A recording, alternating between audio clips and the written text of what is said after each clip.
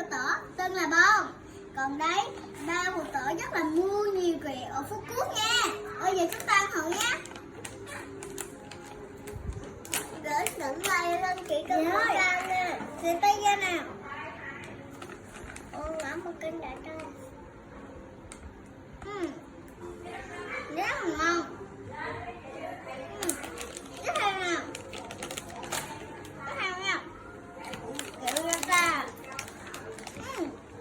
Này hơi bị ngon á. Nhiều quá nha. Wow, kẹo gì đấy? Kẹo thanh nát. Chị sẽ chắc đó. Bạn Phương Linh có biết đọc đó là kẹo thạch gì không? Cái chị ai ca ạ? Kẹo thạch sim.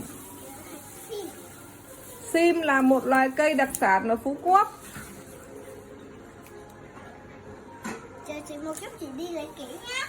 Em ăn kẹo người đi đâu? Em ăn kẹo người này cả. Chờ một chút nha các bạn. Mẹ con kẹo ăn người kìa. Rồi.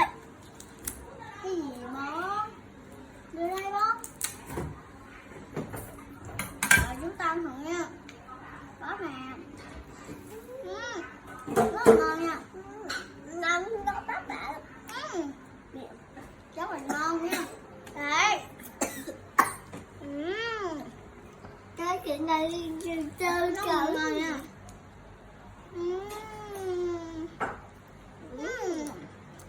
Ngon lắm nha. Tiếp theo cái kẹo này.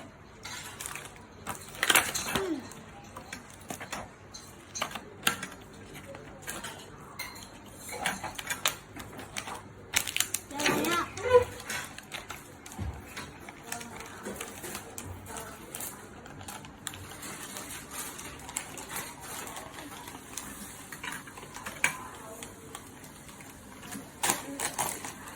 Biết đây kẹo gì? Kẹo này. Wow. Đây này nha. Nè, ăn thử đi, nó có nước mềm nha. Đấy. Rất là thơm. Đây, chị sẽ ra.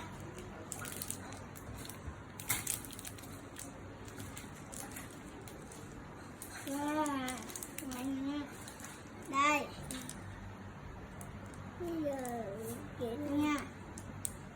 Đây nè, chạy dai, ngọt nha.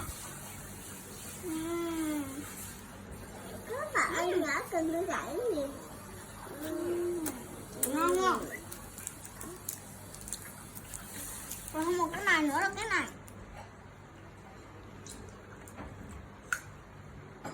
Cho tôi chút. Từ từ.